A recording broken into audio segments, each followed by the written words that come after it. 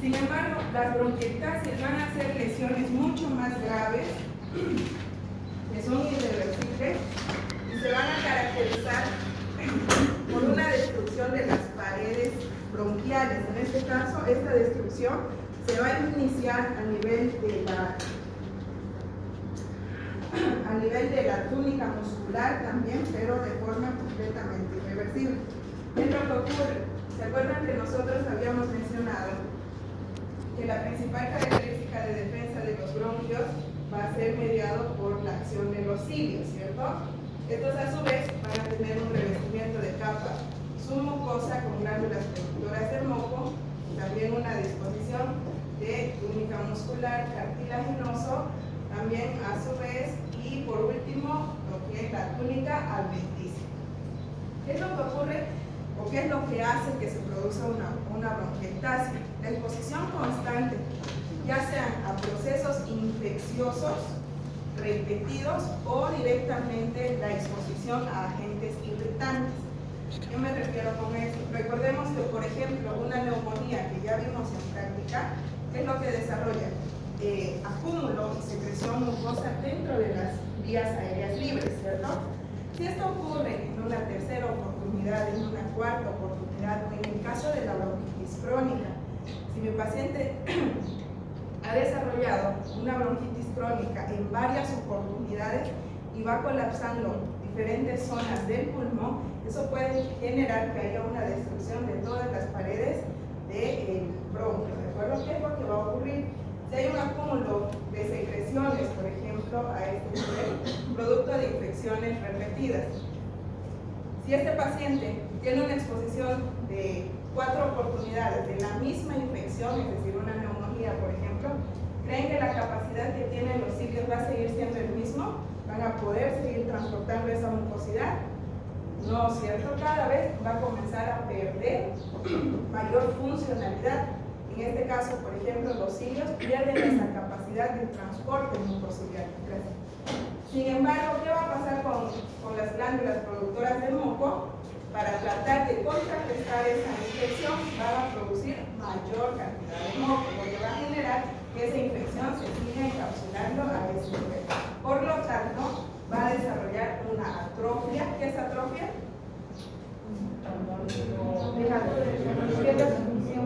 ¿Cómo? Y una hipotrofia.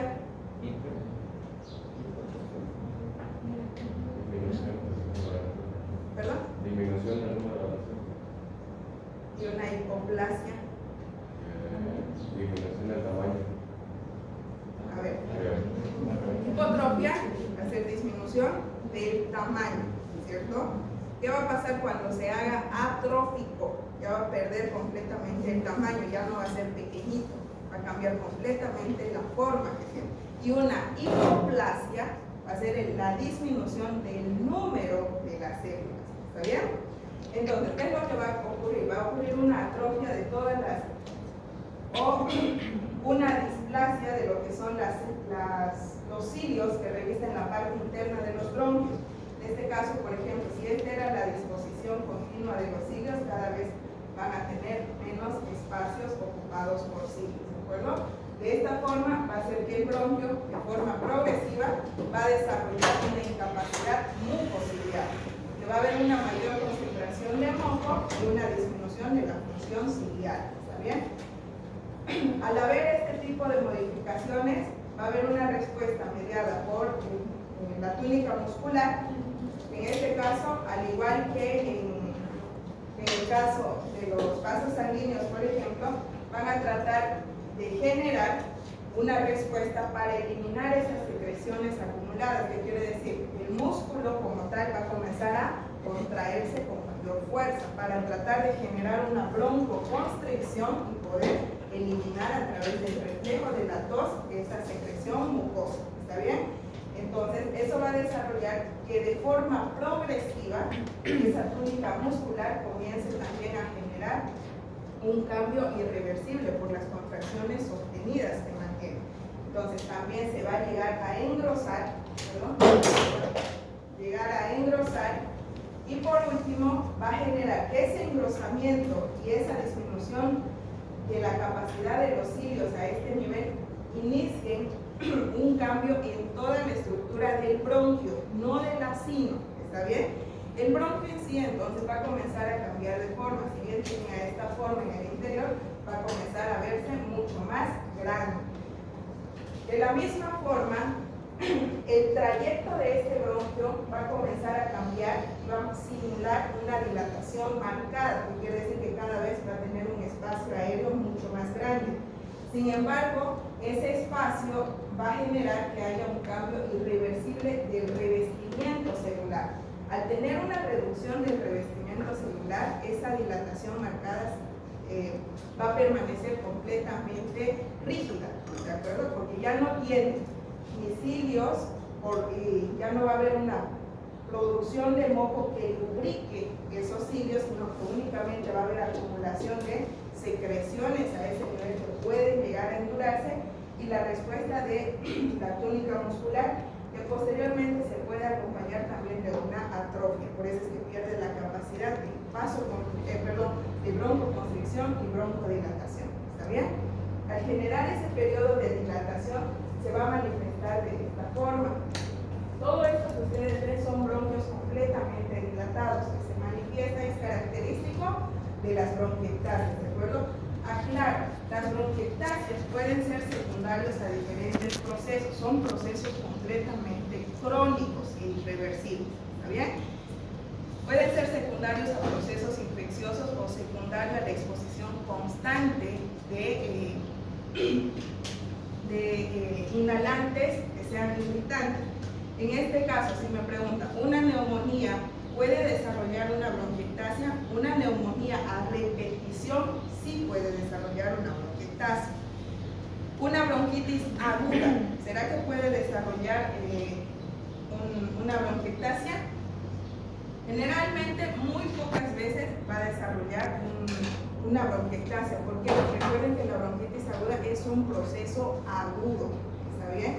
Que puede revertir de forma rápida. Sin embargo, las bronquitis crónicas, como son procesos mucho más largos, sí van a destruir de forma mucho más rápida las paredes del bronquio. Entonces, estas sí van a poder desarrollar con mayor frecuencia una bronquiectasia, ¿de acuerdo? ¿Cuál es la diferencia entre una bronquitis crónica y una bronquiectasia? Que seguramente es lo que se están preguntando. La bronquitis crónica se va a manifestar como un engrosamiento de la pared, pero todo el revestimiento celular está irregularmente presente, ¿está bien? Sin embargo, en una bronquiectasia hay destrucción de las paredes que revisten el bronquio. Por eso es mucho más complicado y mucho más irreversible. ¿Se puede tratar? Sí, se puede tratar, pero únicamente se va a hacer manejos de sostén, no se va a revertir. Ni una bronquitis crónica revierte, peor una bronquiectasia, ¿de acuerdo? Entonces no se olviden, va a ser muy diferente. Familiarícense con esta imagen. Este es característico de una bronquiectasia. Ven que todas esas zonas de dilatación tienen mucho más densidad de aire, porque son espacios dilatados que contienen prácticamente espacio libre y por lo tanto aire retenido a ese nivel. Por eso es que se ve completamente negro. ¿Está bien? Va a ser muy diferente que yo encuentre esta imagen.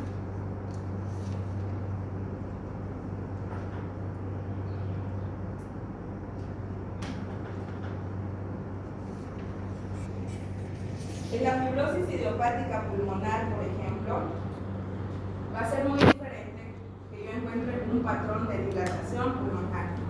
Recuerden, se va a caracterizar por una fibrosis, es decir, por un engrosamiento de las paredes hacia el intersticio, que van a simular, enseguida les voy a mostrar las diferencias. En una bronquiectasia, por ejemplo, estos van a seguir el trayecto del bronquio y de los bronquiolos, ¿está bien? Todo el trayecto, por eso es que se puede simular como múltiples zonas dilatadas, porque están siguiendo las ramas del bronquio. Sin embargo, en una fibrosis puede ser diferentes zonas. La característica va a ser similar, va a ser una dilatación y se va a caracterizar por una rigidez de las paredes bronquiales. Sin embargo, estas no van a seguir todo el trayecto de la pared bronquial, pueden ser también difusas, que quiere decir que pueden afectar también alveolos y bronquios o únicamente alveolos. También no hay una predisposición específica de la fibrosis pulmonar idiopática, como en el caso de las bronquiectasias, vuelvo a aclarar, únicamente se encuentran a nivel de las paredes bronquiales, ¿de acuerdo? Obviamente, si la pared bronquial está completamente dilatada y está rígida, ¿qué es lo que va a pasar con los alveolos, que son la zona más terminal? De forma mucho más progresiva van a comenzar a disminuir la función, ¿cierto? Como son procesos crónicos, van a llevar un tiempo prolongado de desarrollo, pueden llevar cuestión de años, por ejemplo, el hecho de que se llegue a desarrollar. Sin embargo, ¿qué es lo que puede ocurrir cuando hay procesos menos crónicos de infección? En estos casos, por ejemplo, como en el caso de las famosas neumonías por COVID, ¿han visto ustedes placas de pacientes con neumonías con COVID?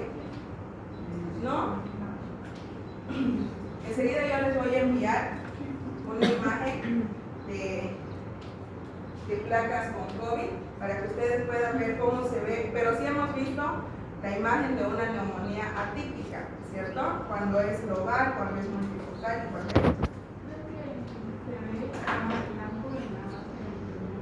Ya.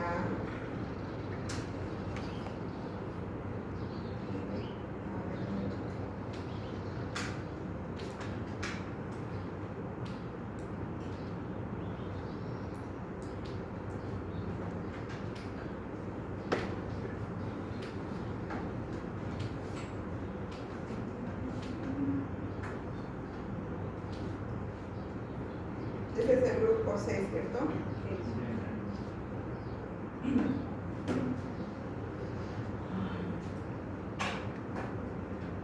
Cuando hay una repetición de una infección, como en el caso del COVID, o cuando hay un tiempo prolongado, hagamos de cuenta que un paciente que desarrolla neumonía por COVID durante 2 o 3 meses, por ejemplo, que ya es un tiempo prolongado, ¿cierto? Va a ser muy diferente que este paciente curse con esta neumonía típica durante un tiempo prolongado y se cure, ¿está bien? Puede generar una cicatrización del parénquima pulmonar y va a ser muy diferente que un paciente esté sometido a una neumonía en varias oportunidades, 2 veces al año, por ejemplo, o 4 veces en 2 años, ¿está bien? Es decir, periodos infecciosos que se han presentado en diferentes tiempos, pero han sido el mismo tipo de lesión. ¿Se entiende esta diferencia o no? ¿Sí? Va a ser diferente que un paciente tenga neumonía durante 3 meses, por ejemplo, que un paciente que tenga 3 veces neumonía en 2 años. ¿Está bien? Es muy diferente. Porque si se dan cuenta, la neumonía que se presenta durante 3 meses, es decir, que se trata durante 3 meses, va a ser un periodo en el que se esté desarrollando la infección por un solo tipo de bacteria, ¿está bien? O por un solo tipo de agente, que puede generar complicaciones, pero se va a tratar, es decir, se va a parar la lesión que se está generando a nivel de del parénquima pulmonar. Sin embargo, va a ser muy diferente que este paciente vuelva a presentar el mismo proceso durante al menos 3 veces o 4 veces. Quiere decir que todo el mecanismo de defensa que ya se repitió en la primera oportunidad se va a volver a repetir en unas 2 oportunidades más. Por lo tanto, la capacidad de respuesta va a ser cada vez menor. Entonces, ¿cuál va a generar más complicación? ¿El que se ha presentado durante 3 meses o el que se ha presentado 3 veces en 2 años? El que se ha presentado 3 veces, ¿cierto? Entonces, ¿cuál me puede generar una fibrosis pulmonar y cuál me puede generar una bronquiectasia? ¿Perdón? Ya, a ver, el que se presentó durante 3 meses puede generar lesiones irreversibles, puede generar, dependiendo del grado de complicación que se ha desarrollado. Pero ¿creen que va a desarrollar durante 3 meses directamente una bronquiectasia o una fibrosis? Una fibrosis, ¿cierto? Similar a lo del hígado, cuando es un crónico. Exactamente. Sin embargo, el paciente que ha presentado esta neumonía del mismo grado de complicación durante 3 meses, ¿qué va a desarrollar? Una bronquiectasis, ¿cierto? Puede desarrollar inicialmente una fibrosis, sí, la fibrosis puede desarrollar una bronquiectasis, sí, ¿de acuerdo?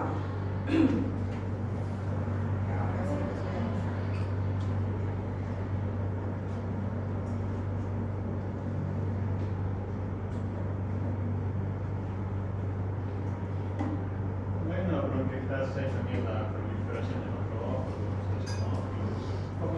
Toda la respuesta inflamatoria siempre va a estar mediada por las células sanguíneas y las células especializadas, ¿de acuerdo? En todo tipo de lesión, ¿está bien? En todo tipo de lesión.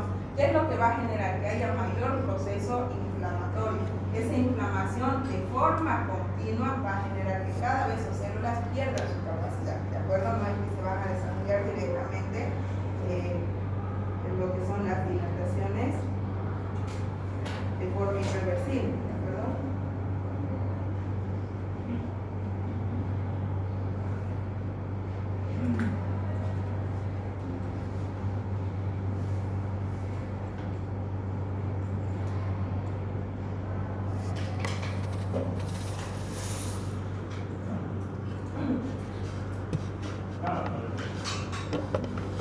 Esto era característico de qué? De una bronquiectasia, ¿cierto? Y si yo les muestro, por ejemplo, esta imagen, característico de qué? Ya vimos esta imagen, ¿se acuerdan? ¿Qué era eso? ¿Será que puede ser una bronquiectasia? ¿Por qué sí y por qué no? Las bronquiectasias son dilataciones persistentes de las paredes bronquiales, ¿cierto? Por destrucción de sus paredes. Sin embargo, en este momento veo todo lo que es la densidad del parénquima pulmonar, pero una zona que está siendo ocupada por otro tipo de densidad. Gracias. En este caso va a ser líquido, ¿cierto? O va a ser secreción. Por eso es que se está localizando únicamente en un lóbulo. ¿Qué será esto? ¿Ah? ¿Es una atelectasia? Por compresión. Es una neumonía, ¿cierto? ¿Por qué no es una atelectasia? Porque para que sea atelectasia tiene que ver la densidad columnar. Ya, muy bien. Y también tiene que haber una desviación de la tráquea. Muy bien. ¿Esto qué es?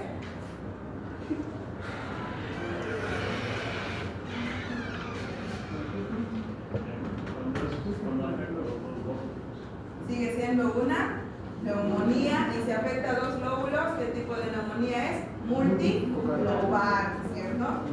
Muy bien. Ahora, si esta es una imagen de bronquiectasia, porque sigue todo el trayecto del bronquio, vean esta imagen. Se dan cuenta que las zonas de dilatación únicamente tienen un patrón específico, es como que están alrededor del parénquima pulmonar, ¿cierto? O únicamente van a tener zonas de concentración. Esto es característico de una fibrosis pulmonar, ¿está bien? La fibrosis pulmonar generalmente se manifiesta como un patrón imagenológico, que es el pulmón en forma de panal de abejas. ¿Por qué se llama así? Si se dan cuenta, a este nivel, por ejemplo, simula que las dilataciones son tan pequeñitas o están localizadas de forma tan agrupada que simula un pequeño panal de abejas, ¿de acuerdo? Por eso que tiene un patrón característico. Que va a ser muy diferente encontrar patrones, por ejemplo, en el caso de neumonías atípicas. En la mayoría de los casos, las neumonías atípicas tienen un patrón en vidrio esmerilado. Cuando se rompe un espejo, por ejemplo, la zona donde ha llegado a ocurrir el golpe o la confusión simula como varias zonas o como varias líneas, ¿cierto? Pequeños fragmentos, no se separan, pero siguen un trayecto. Eso es característico de una neumonía atípica, ¿está bien? Entonces, esto es característico de una fibrosis pulmonar que se debe a lesiones repetidas del parénquima pulmonar, pero no en periodos recurrentes, sino que puede ser en periodos prolongados, una neumonía que me haya durado mucho tiempo.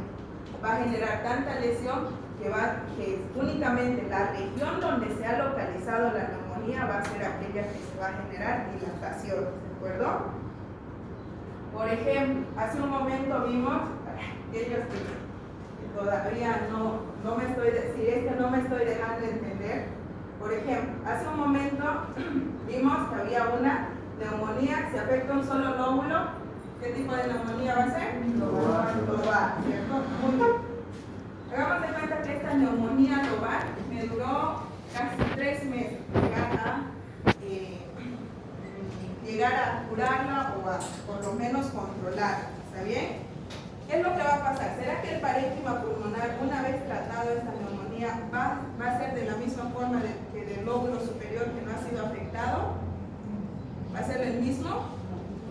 No, porque ha estado expuesto durante un tiempo prolongado a diferentes reacciones inflamatorias, ¿cierto? Entonces, ¿qué es lo que va a pasar? Únicamente esta región va a ser aquella que puede llegar a desarrollar zonas de dilatación, ¿de acuerdo? Por eso es que se va a manifestar únicamente, en este caso, por ejemplo, si es que esta fibrosis se desarrolló secundaria a una infección, lo más probable es que haya tenido que tener diferentes focos neumónicos. Si tiene diferentes focos, ¿qué tipo de neumonía sería? ¿Qué tipo de neumonía? Multifocal, ¿cierto?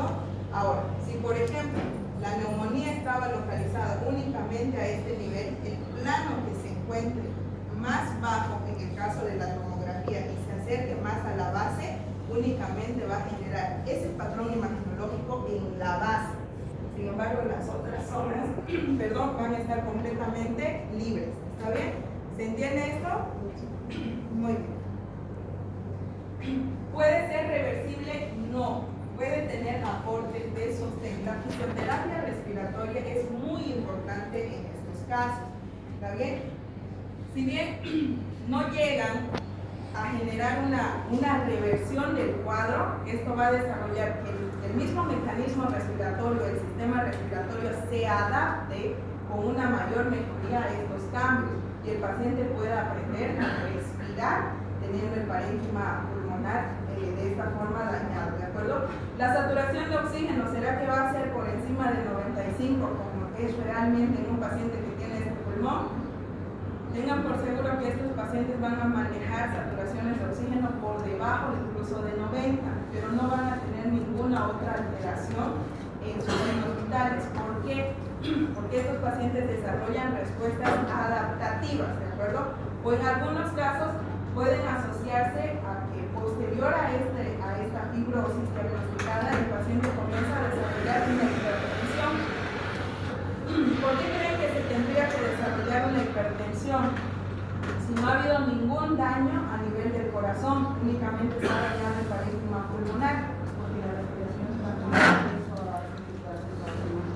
Muy bien, porque el mismo proceso del intercambio gaseoso se va a ver afectado y por lo tanto el corazón va a comenzar a latir o más fuerte o más rápido, ¿cierto?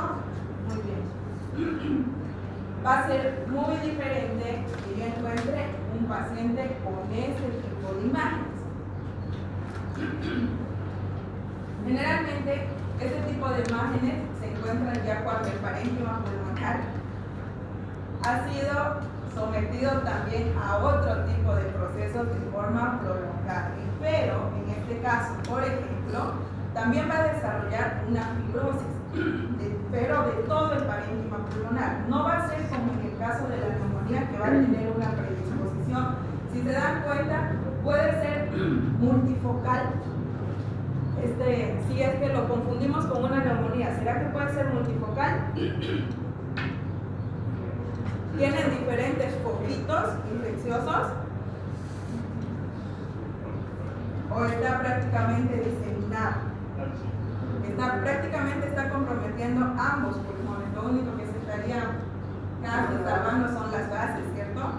Generalmente esto se debe a que hay una exposición constante de un tiempo muy prolongado, puede ser cuestión de 10 años, 15 años, y esta imagen va a ser característico de poder encontrarlo en pacientes que son, por ejemplo, trabajadores en industrias, como habíamos mencionado anteriormente, de silicio, de carbón, por ejemplo.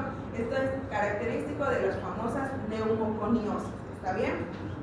Las neumoconiosis en sí, de forma general, se caracterizan por una exposición constante a un polvo irritante.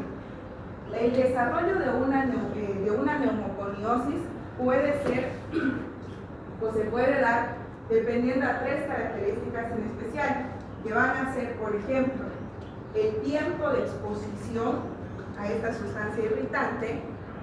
No va a ser lo mismo que yo tenga dos trabajadores de mina de carbón, uno que haya trabajado desde hace un año que uno que haya trabajado desde hace 10 años, ¿está bien?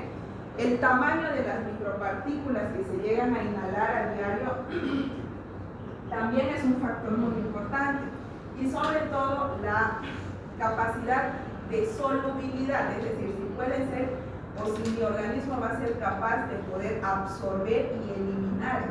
Si son micropartículas grandes, ¿qué es lo que va a desarrollar? Que la secreción mucosa tenga mayor dificultad de encapsulamiento y la expulsión. Sí. Yo tenía un amigo que trabaja con metalurgia y llegó a una etapa que el pulmón estaba todo perforado. Muy bien, vamos a usar el ejemplo de su amigo. ¿Su amigo cuánto tiempo más o menos trabaja en eso? Desde sus 15 hasta sus 28.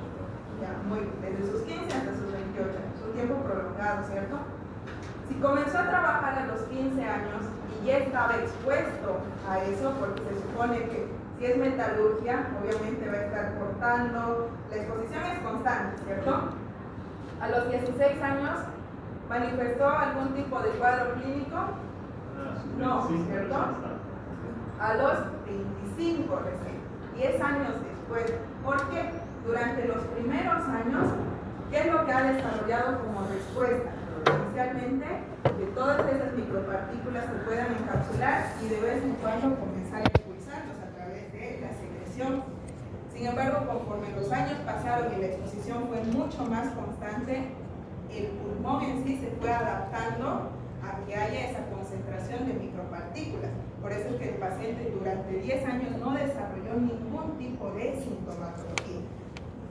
El único tipo de sintomatología que puede llegar a presentar puede ser, por ejemplo, episodios de tos muy poco frecuentes o muy poco productivas, que pueden presentarse en diferentes situaciones. Por ejemplo, yo que me voy a tardar todo el día hablando, porque tengo clases seguidas, ténganlo por seguro que en la tarde, que ustedes son del C2 justamente, ¿cómo es mi voz? ¿Se escucha con la misma intensidad que estoy hablando en este momento?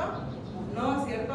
Tomo más agua y comienzo a hablar mucho más, mi voz es mucho más gruesa, ¿cierto? Y comienzo a toser más, pero eso no quiere decir que yo esté desarrollando una fibrosis. A lo que me voy es que lo mismo que yo estoy desarrollando, que no estoy expuesta a esa sustancia, el mismo cuadro lo va a presentar un paciente que está iniciando esa exposición, porque son adaptaciones del organismo, ¿de acuerdo? Entonces, ya cuando su pulmón prácticamente comience a colapsar por las respuestas repetidas inflamatorias, recién manifiesta con periodos de tos mucho más repetidos, con periodos de sensación de dificultad respiratoria o sensación de ahogo.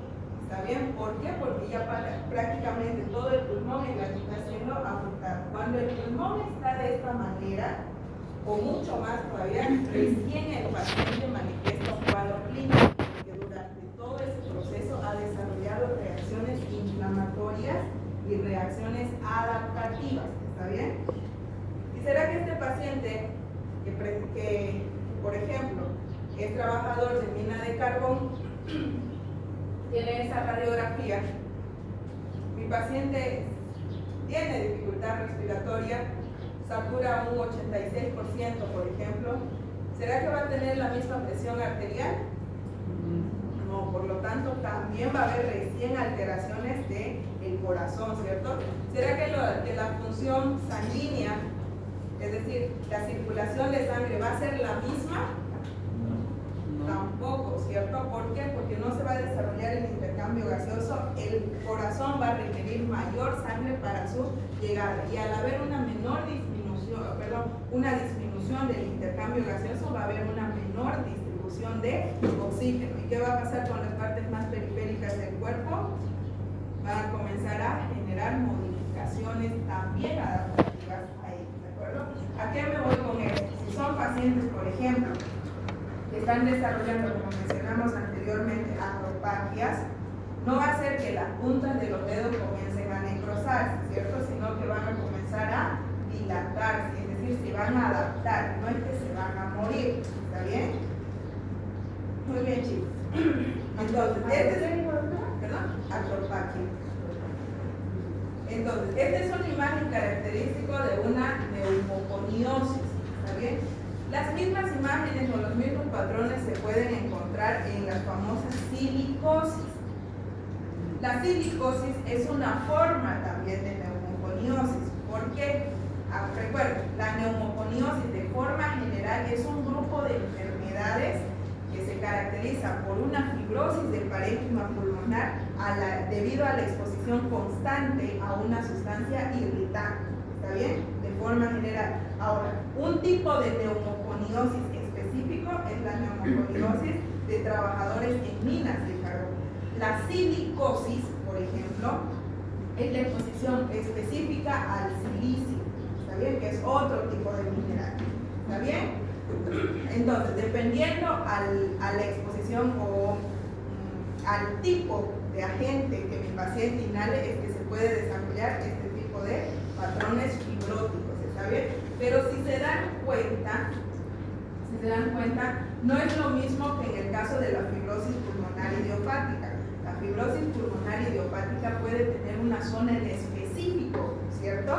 Es decir, a las bases o directamente en los ápices, es decir, un patrón específico de una región anatómica. Sin embargo, la neumoconiosis o la silicosis se puede diseminar en todo el pulmón, porque todos los espacios aéreos libres donde llega el oxígeno con esa pequeña micropartícula es aquella que va a desarrollar una fibrosis. Por eso es que se disemina completamente, ¿de acuerdo? Muy bien, chicos. Ahora vamos a ver otra imagen. En este caso, por ejemplo, ¿qué es lo diferente que notamos en las tomografías? De arriba, sobre todo, la imagen A y la imagen B. Veamos, en este caso estamos viendo a nuestro paciente en un plano igual. ¿Qué quiere decir? Mi lado derecho va a ver el lado derecho del paciente y mi lado izquierdo el lado izquierdo del paciente, ¿cierto? ¿Por qué? Porque es una tomografía. En el caso de la radiografía veo a mi paciente en sentido invertido, ¿cierto? No se olviden de eso. ¿Qué pasa con el pulmón derecho? Veamos únicamente la imagen A que tenemos en el lado izquierdo. El pulmón derecho, ¿cómo está? ¿Tiene densidad de aire? Sí, ¿cierto? ¿Se ven las paredes bronquiales y los vasos sanguíneos? ¿Se ve trama vascular? Se ve trama vascular. ¿Es un pulmón normal el del lado derecho o patológico? ¿Cómo? ¿Por qué es patológico? ¿Cómo? Por causa de esa área del pene. Porque hay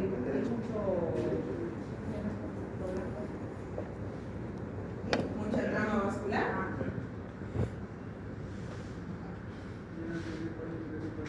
El aumento de la trama vascular siempre va a comenzar a nivel del ilio, y va a haber mayor líneas que están distribuidas. En este caso, este pulmón sí es normal. Hay buena densidad de aire, hay zonas en las que la trama vascular se puede valorar, pero no están aumentadas, ¿de acuerdo? Pero ¿qué pasa con el pulmón del lado izquierdo? Hay muchos usted dijo que se van generando espacios. Ya, muy bien. Aquí hay zonas de dilatación, ¿cierto? Ya, muy bien. Pero en este caso pueden ver este tipo de tejido, sobre todo si se dan cuenta, aquí hay uno y aquí hay otro.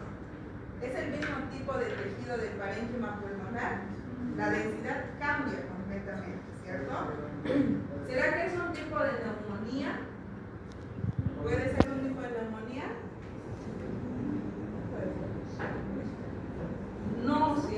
qué? Porque la neumonía generalmente son secreciones mucosas localizadas. Va a cambiar la densidad, pero no en ese tipo de densidad. ¿Qué tipo de densidad puede ser esto? Si se ve casi un grisáceo claro y está completamente, es decir, es como un tejido continuo, ¿cierto? No hay zonas que disminuyan la densidad de aire. Parece otro tipo de tejido dentro del pulmón.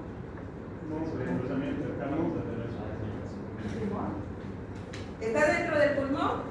Sí, ya, muy bien, está dentro del pulmón.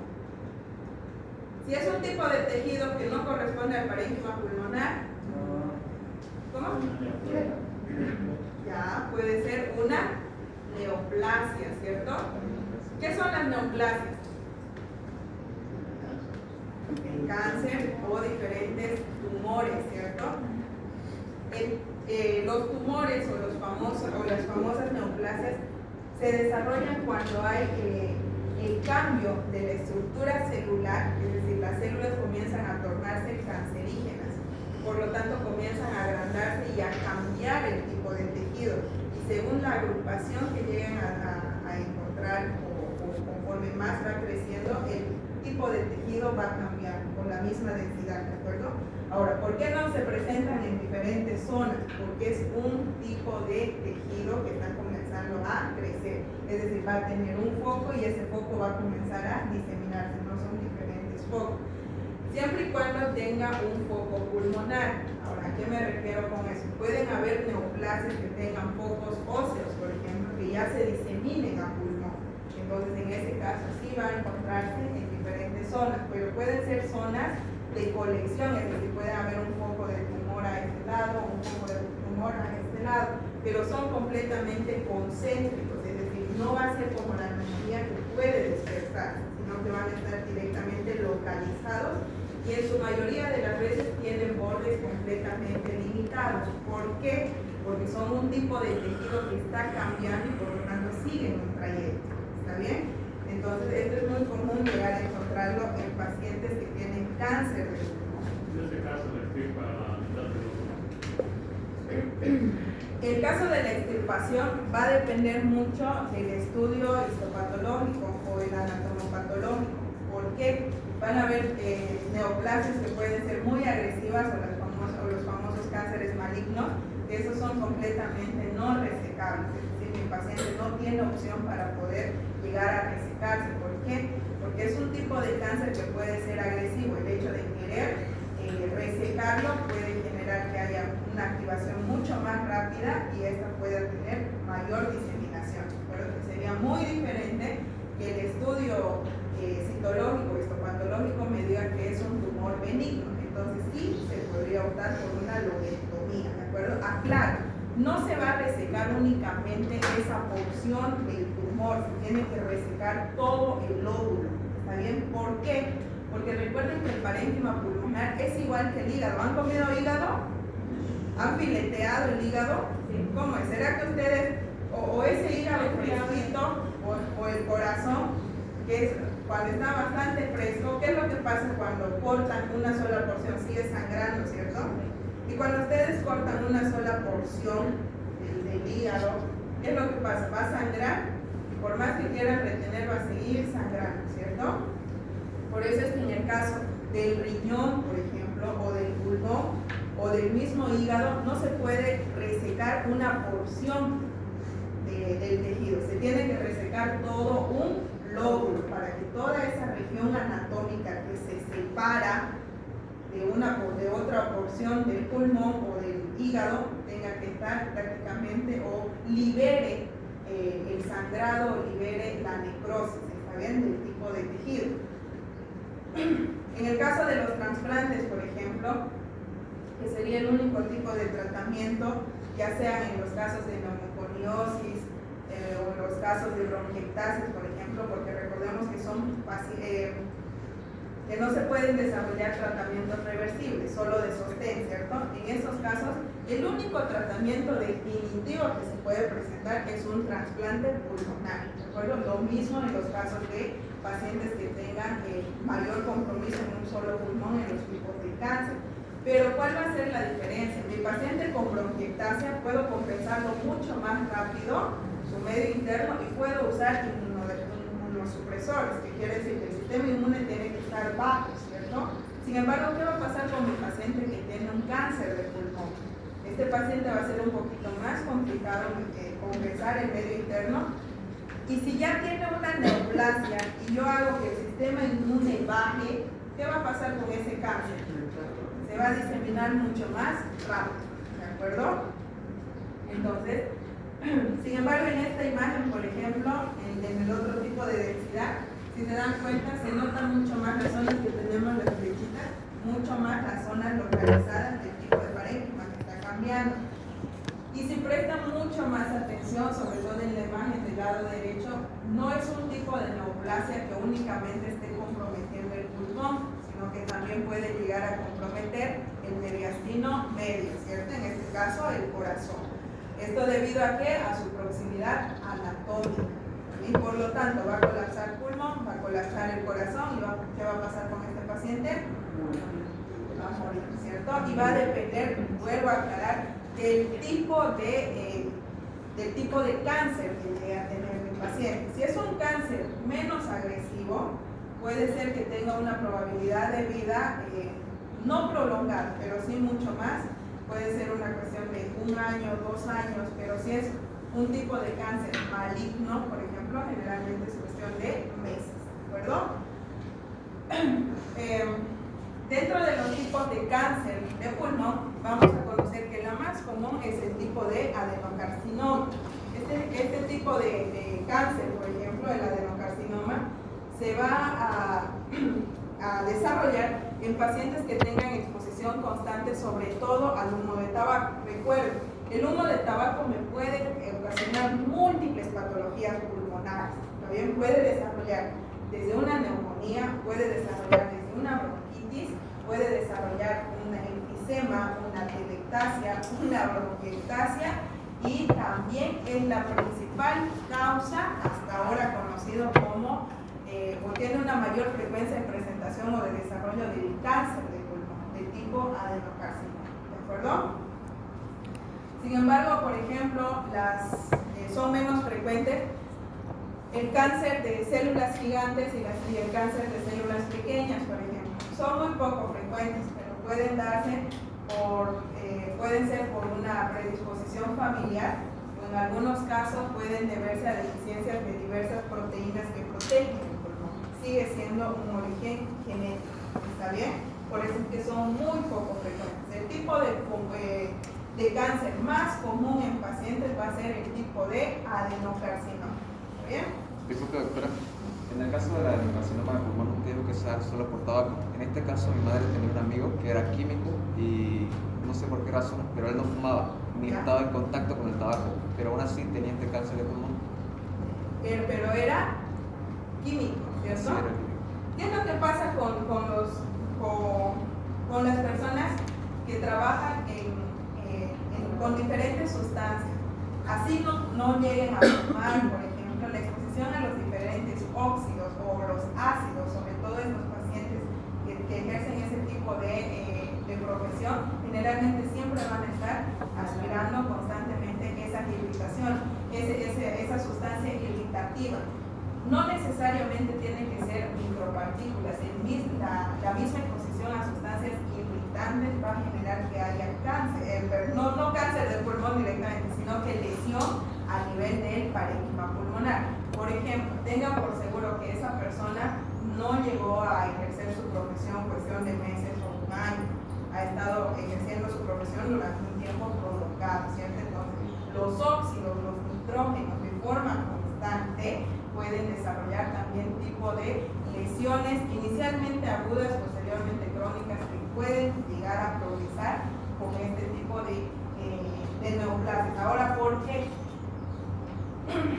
Cuando ustedes, por ejemplo, si yo vengo como su docente y comienzo, ¿se han dado cuenta que por ejemplo, cuando entraron en la mañana, yo solo dije buenos días, y todos entraron como que más calladitos, entraron más despacio, ¿cierto? Y no hablar. Sin embargo, cuando estaban afuera estaban hablando bastante. Y yo solo dije buenos días, pasa. Entraron calladitos, se sentaron.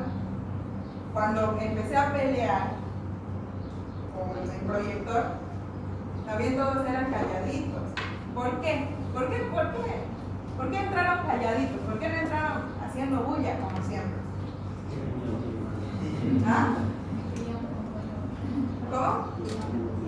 ¿Ya estaban con sueño? ¿Hambre?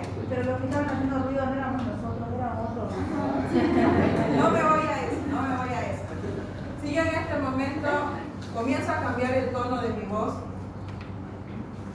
la fase que tengo comienza a cambiar, comienzo a fruncir el ceño, ¿qué es lo que va a pasar con ustedes? ¿Cuál va a ser la impresión que yo les voy a dar? Estoy enojada, ¿cierto? Y si yo veo que estoy aburrida, muy bien, la mayoría de las veces no siempre me aburrida. Si yo vengo todas las clases aburrida, comienzo a gritar y a gritar y comienzo a humillarlos, ¿qué va a pasar con ustedes? Si yo comienzo a decir, ¿por qué se sentó aquí? ¿Puede ver las diapositivas desde aquí? Todas las veces se sienta aquí. Vengo a la otra clase y le digo, ¿por qué se sentó otra vez aquí? Y así. Comienzo todas las veces. ¿Será que ella va a venir con la misma actitud? ¿Me va a hablar con la misma actitud? Si en un principio, al principio del semestre, ella era amable conmigo, se dirigía, me hacía consultas sobre mi materia, ¿qué va a pasar con ella? ¿Me va a seguir haciendo consultas sobre mi materia? No. ¿Va a querer venir a mis clases? No, ¿cierto? ¿Se va a sentar en ese lugar? No, atrás. ¿Por qué va a cambiar? Cambia toda su actitud, ¿cierto? ¿Por qué? Porque yo voy a hacer que cambie la actitud. Lo mismo ocurre con estas personas que trabajan en esos tipos en esos sitios. El hecho de que estén en constante exposición va a hacer que sus células cambien. ¿Saben? La célula en sí va a cambiar. Y si yo vengo aburrida, yo vengo enojada, les comienzo a gritar, todos los que están adelante en 3, 4 clases, si siguen adelante, ¿qué va a pasar? También van a estar aburridos, también van a estar atentos a que yo comience a gritar, ¿cierto? Entonces ellos también van a cambiar de actitud. Y si cambian los de acá, van a cambiar los de allá y así. Todos van a ir cambiando de actitud. Lo mismo va a pasar con el cáncer, ¿de acuerdo? Si es la exposición de óxidos, por ejemplo, si una célula pulmonar comienza a cambiar, las que la rodean van a comenzar a cambiar. Y esa agrupación de células que cambian de forma y de función van a desarrollar directamente una zona del parénquima que cambia, es decir, el tejido pulmonar en sí va a cambiar completamente por la agrupación de esas células cancerígenas. ¿Está bien? Pero yo no les grito, no veo, no les grito. A veces. Ya, muy bien, chicos. El día de hoy vamos a ver tuberculosis pulmonar en la clase práctica. ¿Está bien? Con eso voy a finalizar todo lo que es pulmón. Clase nuevamente se está entendiendo. Tengo 15 minutos. ¿Patológico o normal? ¿Por qué?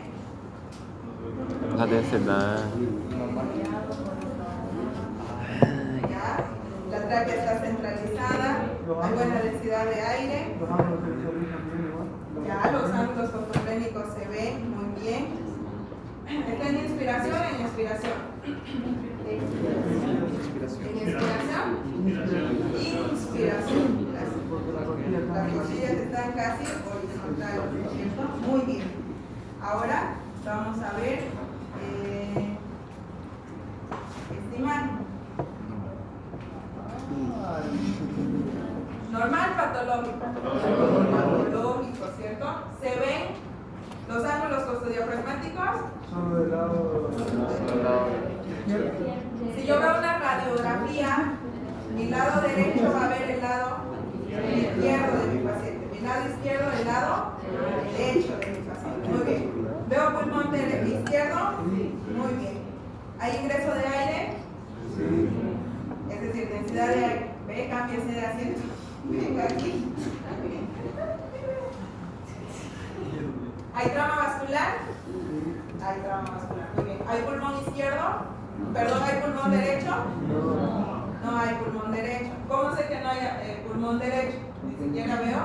La densidad de aire no hay. No veo nada de densidad de aire, no hay ángulo cosodiafragmático debido al parénquima ausente a ese nivel. ¿Qué tipo de patología es? ¿Cómo? Chicos, no hay pulmón. Un pulmón está completamente ausente. Lo quitaron. ¿Cómo? Una. No es atelectasia. La atelectasia es un colapso del parénquima pulmonar. En este caso no hay un pulmón. Un pulmón está ausente, pero un pulmón sí está presente, el otro no. ¿Cómo se llama? Es hipoplasia. No es una enfermedad. No. Si es hipoplasia tendría que ser pequeñito. Quitaron el pulmón. Así es. Es una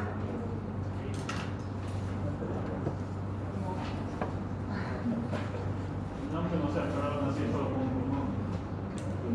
puede ser una atresia o puede ser una agenesia. Muy bien. Ahora, si vemos esta imagen, en este es la que se ve mucho mejor. Sí. Pulmón derecho. Voy a poder ver un pulmón pequeño o grande. Pulmón grande o pequeño. Si es un pulmón pequeño, ¿qué tipo de patología es? ¿Qué tipo de patología era? Si es pequeñito, Atrofia. joder, en serio, hipoplasia pulmonar, buen chico. La atrofia es cuando las células disminuyen tanto su tamaño que cambia su función, prácticamente ya es disfuncional, ¿de acuerdo? Muy bien.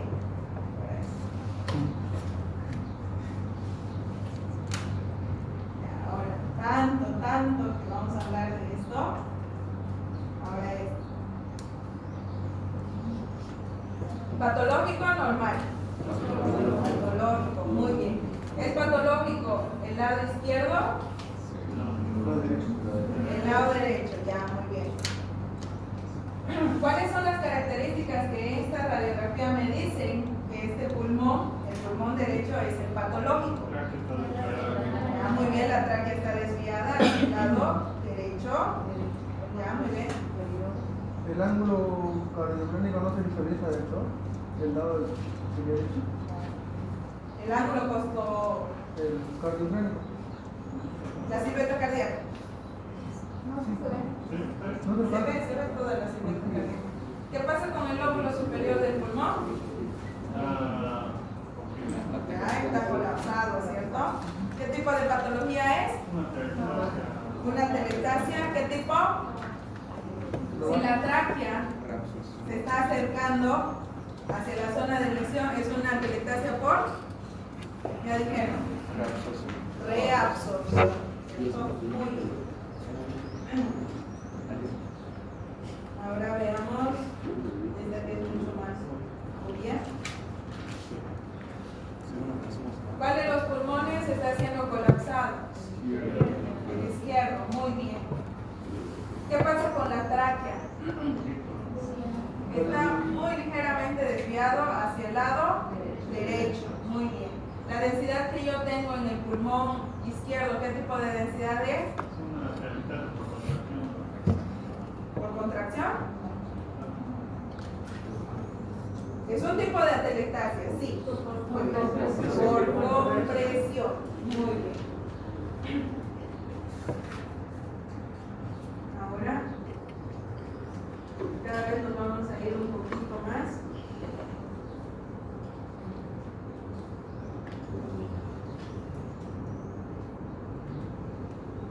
¿Esto qué será?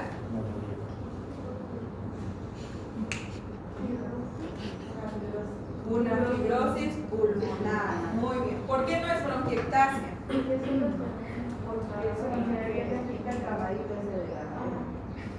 Ya, muy bien. Se ve el patrón. característico que es en panal de abejas y como dice su compañera está delimitado, ¿cierto? Muy bien. Ahora, ¿qué va a pasar si yo les muestro esta imagen? Esa es una bronquiectasia, ¿cierto? Porque está siguiendo todo el trayecto, no sigue una disposición y disposición. Muy bien. Ahora, ¿qué va a pasar si yo les muestro? Si yo les muestro esta imagen, ¿ya les mostré? Ya. Si yo les muestro esta imagen, es una neumonía, ¿cierto? Muy bien. Está comprometiendo dos pulmones. ¿Qué tipo de neumonía? Multilobar. Muy bien. Si yo les muestro por último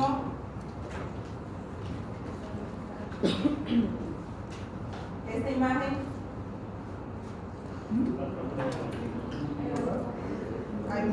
ni siquiera pueden ser diferentes zonas, ¿cierto? Está prácticamente todo el pulmón.